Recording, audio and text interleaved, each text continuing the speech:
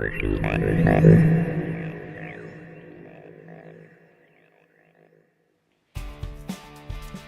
दोस्तों, अब ये नेक्स्ट स्लाइड है, नेक्स्ट प्रेजेंटेशन है 4 of 8, चौथा भाग 8 का फॉरेक्स बेसिक्स पे।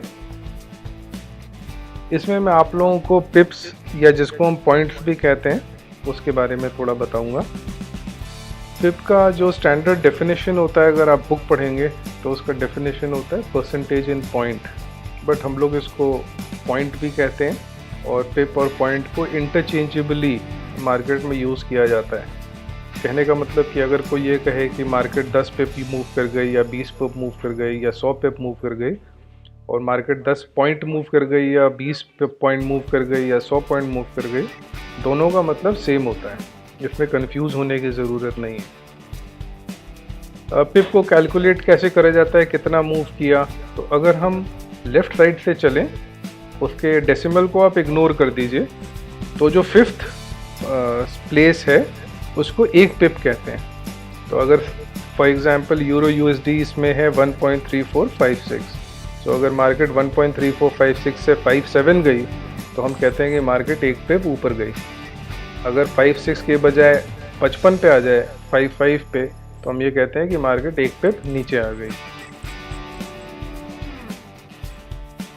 अच्छा दोस्तों, एक यहाँ इंटरेस्टिंग चीज़ ये है कि येन ही एक ऐसी करेंसी है जिसमें कि ये रूल लागू नहीं होता, क्योंकि येन में जो है सिर्फ 2 पिप्स होते हैं राइट में। अब इसके पीछे एक बड़ा इंटरेस्टिंग हिस्टोरिकल फैक्ट है। 1945 में जब सेकेंड वर्ल्ड वॉर ख़त्म हुई और उसके बाद ब्रेटन वुड्स में जब कॉन्फ्रेंस हुई और एक्सचेंज रेट्स वगैरह को फिक्स किया गया, तो ये नहीं समझ में आ रहा था कि जापान के एक्सचेंज रेट को कैसे फिक्स किया जाए। अब क्योंकि आप जो जानते ही हैं कि Japan is called the land of the rising sun, सूर्य वहाँ से उदय होता है, वेस्ट में सेट होता है और फिर जापान से राइज होता है, यानी कि ईस्ट से। तो इसलिए ये वैल्यू फिक्स हुई डॉलर के अगेंस्ट, $1 इज इक्वल टू 360 येन। तो तब से जो है आप देख सकते हैं कि डॉलर के अगेंस्ट येन की वैल्यू बढ़ती जा रही है। तो इसके पीछे ये हिस्टोरिकल रीज़न है। इसलिए बाकी सारी करेंसीज जो हैं 1 पॉइंट और फिर 4 डेसिमल प्लेसेस तक कोट होती हैं, बट डॉलर येन में सिर्फ 2 डेसिमल प्लेसेस तक कोट होता है। पिप वैल्यू को कैलकुलेट करने के 3 अलग अलग तरीके हैं। डिपेंड करता है कि आप कौन सी करेंसी को देख रहे हैं, वो डायरेक्ट कोट है या वो इनडायरेक्ट कोट है या वो एक क्रॉस रेट है। तो डायरेक्ट कोट में जैसे आपके हो गए GBP USD, Australian dollar USD, gold USD, euro USD इत्यादि। इन सारे करेंसीज में कैलकुलेशन बिल्कुल सिंपल है। आप 0.0001 वैल्यू लेंगे, यानी कि एक पिप की वैल्यू, और इसको कॉन्ट्रैक्ट साइज के साथ मल्टीप्लाई कर देंगे। तो सपोज 1 लाख का कॉन्ट्रैक्ट है, अगर स्टैंडर्ड कॉन्ट्रैक्ट है तो सीधे सीधे $10 आपकी वैल्यू आ गई। अगर मिनी कॉन्ट्रैक्ट है तो एक पिप को आपने 10,000 से मल्टीप्लाई किया, क्योंकि मिनी कॉन्ट्रैक्ट में कॉन्ट्रैक्ट साइज $10,000 का है, तो एक USD वैल्यू आ गई। तो डायरेक्ट कॉन्ट्रैक्ट्स में, डायरेक्ट कोट्स में वैल्यू फिक्स्ड होती है। अगर एक पिप ऊपर गया या एक पिप नीचे आया, तो अगर वो मिनी कॉन्ट्रैक्ट है या स्टैंडर्ड कॉन्ट्रैक्ट है, तो वैल्यू $1 बढ़ेगी या घटेगी या $10 बढ़ेगी या घटेगी। तो जैसे मैंने आपको बताया कि डायरेक्ट कोट में वैल्यू फिक्स्ड रहेगी हमेशा। अब इनडायरेक्ट कोट पे आ जाते हैं। इनडायरेक्ट कोट हुआ जैसे USD स्विस फ्रैंक हो गया, USD JPY हो गया। तो इसमें भी हम एक पिप की वैल्यू लेंगे, लेकिन उसको हम मार्केट प्राइस से डिवाइड करेंगे। तो यहाँ पे देखिए फॉर्मूला लिखा है pip by market price into contract size, और जो भी कॉन्ट्रैक्ट साइज है जो 1 लाख का होता है उसको हम उसके साथ मल्टीप्लाई करेंगे। इसका एग्जाम्पल देख लेते हैं। जैसे अब यहाँ पे USD JPY की वैल्यू चल रही है 78.01। लेट्स से ये प्रेजेंटेशन बहुत पहले बनी थी, तो इसलिए वैल्यूज़ अलग हैं। मार्केट में आज के दिन में येन की वैल्यू अलग है, बट एक समझने के लिए 78.01, तो हम इसके ऊपर 0.01 लिखेंगे डिवाइडेड बाय 78.01 इंटू 100,000। तो येन का वैल्यू कॉन्ट्रैक्ट साइज का जो निकला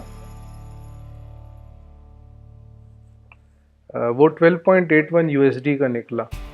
ये समझना ज़रूरी क्यों है, आजकल तो ये सारी कैलकुलेशन प्लेटफॉर्म्स खुद ही कर देते हैं, बट ये समझना इसलिए ज़रूरी है कि अगर सपोज़ येन 78 पे है यूएस डॉलर के अगेंस्ट और वो 77 पे आ जाए, 76 पे आ जाए, 75 पे आ जाए, तो ये जो वैल्यू आ रही है 12.81 की, ये बढ़ती जाएगी।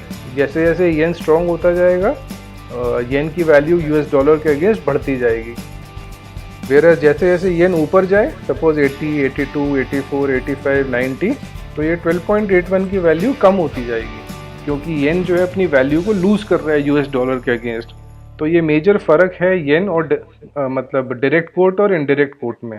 डायरेक्ट कोट में वैल्यू फिक्स्ड रहती है, इनडायरेक्ट कोट में वो वैल्यू चेंज करती रहेगी।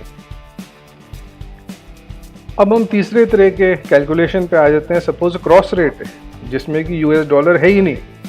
अब जैसे यूरो जीबीपी देखिए, तो इसमें लेट्स से वैल्यू है 0.8920, तो हम इसको जैसे इनडायरेक्ट कोट में लगाते हैं वही फॉर्मूला लगाएंगे, 1 pip by quote into lot size या कॉन्ट्रैक्ट साइज। तो 0.0001 बाय 0.8920 इंटू 100,000, तो इसकी वैल्यू निकली 11.21। लेकिन ये वैल्यू क्या है कि 1 यूरो की वैल्यू निकल रही है कि हमको जो है 11.21 यूरो का मूवमेंट मिल रहा है पर पिप। अब यूरो यूएसडी का सपोज रेट इस वक्त 1.4600 है, तो हम ये जानना चाहते हैं कि यूएसडी के अगेंस्ट क्या पिप वैल्यू है। तो हम सिंपली 11.21 यूरो को 1.46 के साथ मल्टीप्लाई कर देंगे, तो दोस्तों हमें 16.37 डॉलर्स का वैल्यू मिलेगा। तो इसका मतलब कि इस करंट प्राइस पे यूरो जीबी का pair it equals $16.37 USD, that is in a standard $100,000 contract. क्योंकि यूरो जीबीपी जब हम देख रहे हैं तो जो कॉन्ट्रैक्ट साइज है वो यूरोज में है, तो इसलिए हमने उसको डॉलर्स में कन्वर्ट किया। तो दोस्तों यहीं पे हमारा ये छोटा सा प्रेजेंटेशन समाप्त होता है। होपफुली आप लोगों को पिप्स के बारे में, पॉइंट्स के बारे में अब समझ में आ गया। अपने कमेंट्स हमें ज़रूर लिखिएगा, कोई सजेशंस हो, कमेंट्स हो तो हम इसको और इम्प्रूव करें, और हमें लाइक सब्सक्राइब करें। धन्यवाद।